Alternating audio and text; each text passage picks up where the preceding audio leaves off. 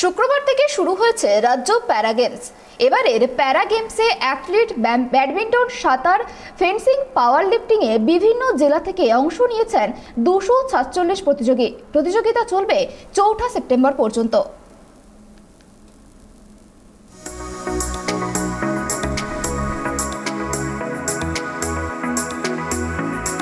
শুক্রবার থেকে শুরু হলো রাজ্য প্যারা গেমস, চলবে 4 সেপ্টেম্বর পর্যন্ত। এবারের গেমসে অ্যাথলেটিক্স, ব্যাডমিন্টন, সাঁতার, পাওয়ার লিফটিং এবং ফেন্সিং মোট 5টি খেলায় রাজ্যের সমস্ত জেলা থেকে 247 জন প্রতিযোগী অংশ নিয়েছেন। এর মধ্যে এবারই রাজ্য প্যারা গেমসে অন্তর্ভুক্ত করা হয়েছে ফেন্সিংকে।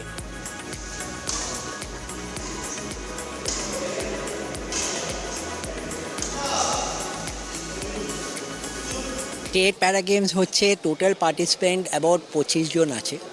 এরা অল ডিস্ট্রিক্ট আছে, পশ্চিম বর্ধমান আছে, মিদনাপুর আছে, নাদিয়া আছে, জলপাইগুড়ি দিয়ে আছে ভালো টিম। তো অল ডিস্ট্রিক্টস মিলে অ্যাবাউট 25 জন আছে। 4-5টা ক্যাটেগরি আছে। আমরা যখন ন্যাশনালে পাঠাবো বেঙ্গল দিয়ে একটা টিম, একটা তো সিলেকশন ক্রাইটেরিয়া থাকবে। তো এই গেমসে হলো selection criteria for the nationals.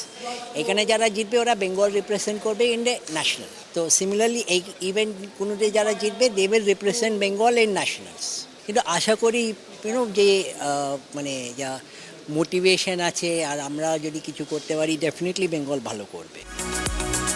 শুক্রবার ইস্ট ক্যালকাটা ডিস্ট্রিক্ট কাউন্সিলের ইনডোরে ব্যাডমিন্টন টুর্নামেন্ট দিয়ে শুরু হলো এবারের প্যারা স্টেট গেমস। হুইল চেয়ার এবং অন্যান্য ক্যাটাগরি মিলিয়ে মোট 25 জন প্রতিযোগী অংশ নিয়েছেন। গত টোকিও প্যারা অলিম্পিক্সে 19টি পদক জিতেছে ভারত। তারপর থেকেই দেশের সঙ্গে রাজ্যে প্যারা অ্যাথলেটিক্স নিয়ে মানুষের আকর্ষণ আরও বাড়ছে বলেই মনে করছেন ক্যালকাটা রোয়িং ক্লাবের সচিব তথা প্যারা অলিম্পিক্স অ্যাসোসিয়েশনের অন্যতম কর্তা চন্দন রায়। লাস্ট টোকিও অলিম্পিকে প্যারা গেমস থেকে প্রায় 19টা মেডেল এসছে, যেটা আমাদের এভেল গেমস থেকে আসেনি। প্যারা লাস্ট কয়েক বছরে একটা ভালো জায়গায় এসছে বিকজ গভর্নমেন্ট প্রচুর টাকা খরচা করছেন এবং প্যারা স্পোর্টস পার্সনদের জন্য যা করা দরকার তারা সবই করছেন। ওয়েস্ট বেঙ্গল গভর্নমেন্ট আমাদের যথেষ্ট সাহায্য করেছেন, আমরা তার জন্য কৃতজ্ঞ আমাদের মন্ত্রী অরূপ বিশ্বাসের কাছে।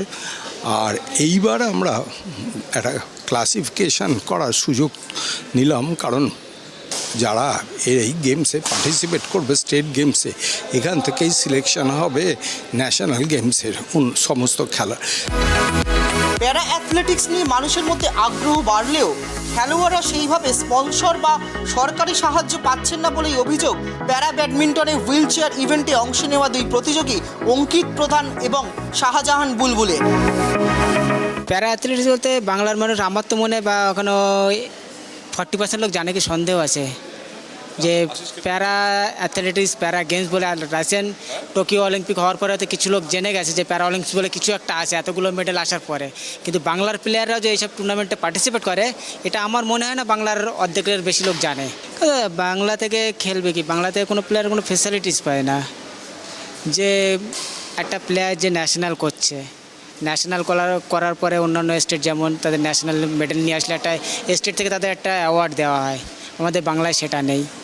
আমরা ইন্টারন্যাশনাল খেলতে যাব, নিজেদের মতন পয়সা এখান থেকে ওখান থেকে জোগাড় করতে হয়। কেউ স্পন্সরের জন্য সাহায্য করে না, গভর্নমেন্ট সাপোর্ট করে না, যেটা অন্যান্য রাজ্য করে, দেখেছেন আপনারা হয়তো জানেন। সেটা আমাদের রাজ্যে ওইসব ফ্যাসিলিটিগুলো নেই কিছু।